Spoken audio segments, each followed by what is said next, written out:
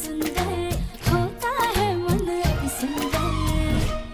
प्रथम, प्रथम पापा, प्रथम पापा। अहम, एक मिनट। प्रथम, प्रथम जी पापा।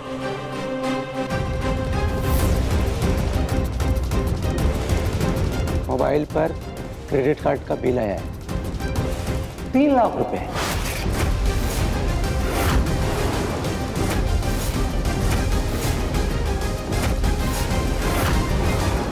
तीन लाख रुपए तुमने कहाँ खर्चा किया? उम्मीद है प्रथम सर सच ही बोलेंगे। प्रथम, तुम्हारा दिमाग खराब हो गया है।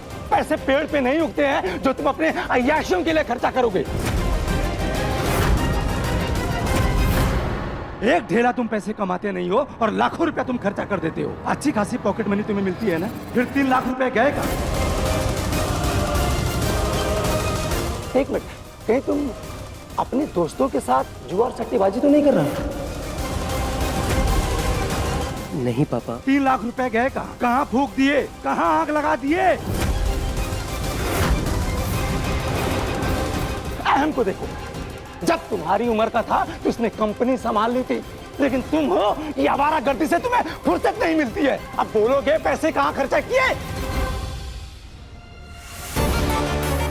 निहारिका ने जो स्टार्टअप वाला झूठ बोलने के लिए कहा था वही बोल देता हूँ। उससे पापा थोड़ा शांत हो जाएंगे और उन्हें लगेगा कि मैं अपनी जिम्मेदारियां समझ रहा हूँ। पता नहीं आज प्रथम निहारिका का सिखाया हुआ झूठ बोलेगा या राध्या की दी हुई सच की सलाह। राध्या मैम, बाहर का एरिया आके आप एक बार चेक कर लीजिए। हाँ चलिए। पापा वो क्या पापा पापा बताओगे? कहाँ पैसे खर्च किए तुमने? आप निहारिका मैम की बात मत मानिएगा, क्योंकि झूठ ना हमारा सबसे बड़ा दुश्मन होता है। और खास करके ना जब मम्मी पापा के सामने झूठ बोलते हैं, उनके पास तो कोई खास रेडार होता है, वो क्यों चुटकी बजाते हैं ना, हमारा झूठ पकड़ लेते हैं। पापा, मेरे दोस्त विकी के पापा कैंसर के ट्रीटमेंट के लिए हॉस्पिटल में एडमिट है और उनका उसमें बहुत पैसा लग रहा है और विकी की घर की हालत सही नहीं है। उसे एक हॉस्पिटल का अर्जेंटली 3 लाख का बिल पे करना था, जो कि मैंने कर दिया। लेकिन पापा, विकी ने मुझे कहा है कि वो धीरे धीरे करके इंस्टॉलमेंट में मुझे सब लौटा देगा। पापा, अगर आपको मेरे पे यकीन नहीं हो रहा तो आप मेरे क्रेडिट कार्ड का स्टेटमेंट चेक कर सकते हैं। हॉस्पिटल के अकाउंट में ही ट्रांजैक्शन हुई है। पापा, मैं फजूल खर्ची नहीं कर रहा था, आई स्वेयर।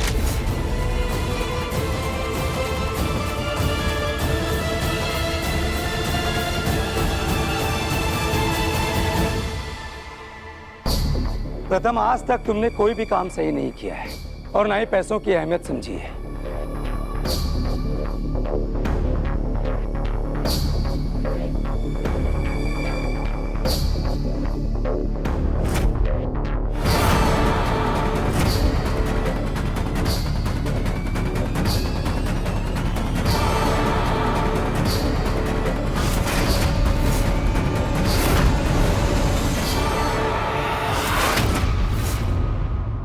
पहली बार तुमने ईमानदारी के साथ अपने पैसों का सही इस्तेमाल किया है।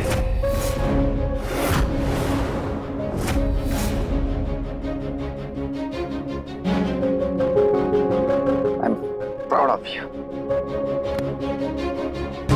अच्छा, वो तुम्हारे दोस्त का नाम क्या है?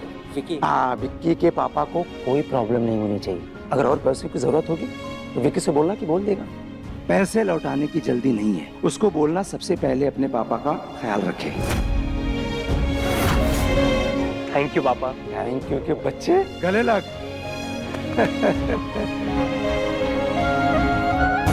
और ऐसे ही ईमानदारी से जल्दी ऑफिस संभालो।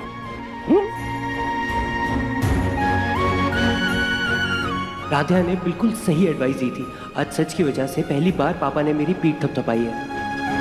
देखा हमारे समझदार पोते का नेक दिल।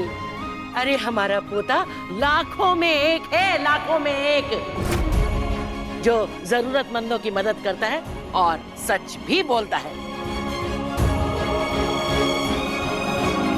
निहारिका, कहीं ये तुम्हारी संगत का असर तो नहीं है? निहारिका की सुनता तो आप अभी अपने पोते की तारीफों के पुल नहीं बांध रही होती। ये तो राध्या की दी हुई सीख का कमाल है माँ जी। रजनी, कितनी बार मैंने आपको समझाया है, लेकिन आपकी सुई एक ही जगह पर क्यों आकर के अटक जाती है? निहारिका अच्छी लड़की है, किसी को तो उसके अंदर कोई कमी नहीं दिखाई देती है, सिर्फ आपको ही कोई दोष दिखाई देता है उसके अंदर। क्योंकि आप वो नहीं देख पा रहे हैं जो मैं देख पा रही हूँ।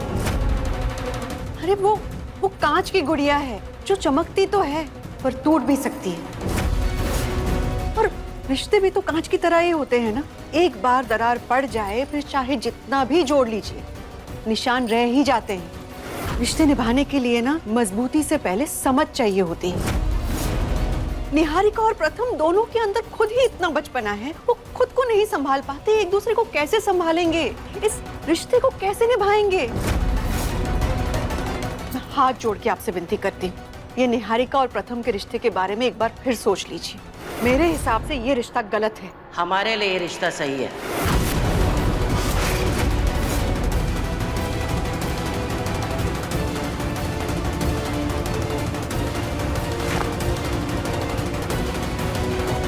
रजनी, कभी कहा नहीं हमने, गलत तो तुम भी थी ओमकार के लिए। एक साधारण परिवार की लड़की हमें अपनी बहू के रूप में कभी मंजूर नहीं थी, लेकिन अपने बेटे की खुशी के लिए हम दहेज में तुम्हारे भाई भाभी तक को लेकर के आ गए। माँ प्लीज, वासु भैया के बारे में ऐसा कुछ मत बोलिए। रजनी से पहले वो मेरे बड़े भैया हैं, उन्होंने हमारे परिवार के लिए बहुत कुछ किया है। एक समय था उन्होंने हमारा पूरा बिजनेस संभाला था। हम जानते हैं कि इसका भाई बहुत समझदार है, मेहनती है, ईमानदार है, हमारी कंपनी का मैनेजर भी है। हम रजनी को ये समझाने की कोशिश कर रहे हैं कि अपने बेटे की खुशी के लिए हमने इसे अपनाकर समझौता किया था। उसी तरह ये भी प्रथम की पसंद पे भरोसा करके निहारिका को अपना ले। बेटे की जिद के आगे हर माँ को झुकना पड़ता है। सालों पहले हम भी झुके थे।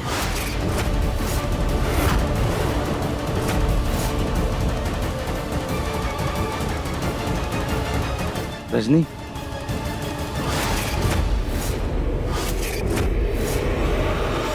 भैया ये पर्दे ऐसे सीधे सीधे ना अच्छे नहीं लग रहे, हॉल में कैसे लगाएं, ऐसे मोड़कर वैसे लगा दीजिएगा। ठीक है।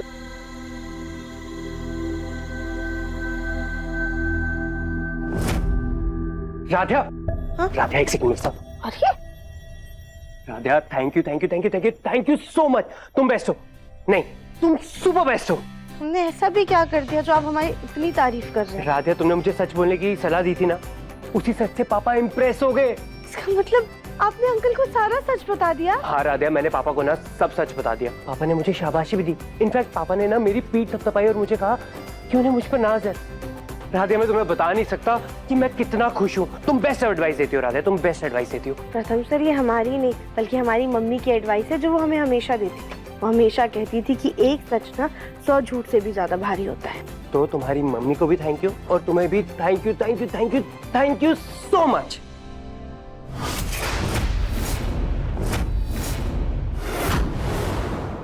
अच्छा, तो इसने सच बोलने की एडवाइस दी थी? हाँ Niharika, thank you Radhya, thank you so much. Radhya, तुम्हें यहाँ पे फ्री की एडवाइस देने के लिए रखा है या फिर शादी के काम करने के लिए? निहारिका, क्या बोले जा रही हो? तुम चलो। निहारिका, निहारिका, तुम्हारी दादी ना बिल्कुल सच कहती है। बहुत भोले हो तुम प्रथम। ये इन छोटे मिडिल क्लास लोगों की ट्रिक है घर में घुसने की और लोगों का दिल जीतने की। ये लोग अपनी अच्छाई की ऐसी पट्टी चढ़ाते हैं ना लोगों पे कि लोगों को एहसास तक नहीं होता कि वो लोग बेवकूफ बन रहे हैं। निहारिका, कैसी फालतू बातें कर रही हो तुम? आई नो, अभी तुम्हें मेरी सारी बातें फालतू लगेंगी, लेकिन जब ये बातें सच होगी ना तब तुम्हें पता चलेगा। इसलिए बोल रही हूँ, राध्या से दूर रहो। हे भोलेनाथ, आपका बहुत बहुत धन्यवाद कि आपने प्रथम सर को सच बोलने का हौसला देकर उन्हें सही राह दिखाई।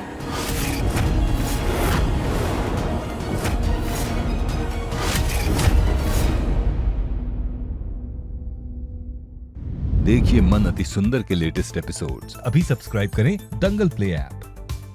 अपने पसंदीदा शो के फुल एपिसोड देखने के लिए अभी डाउनलोड करें दंगल प्ले ऐप।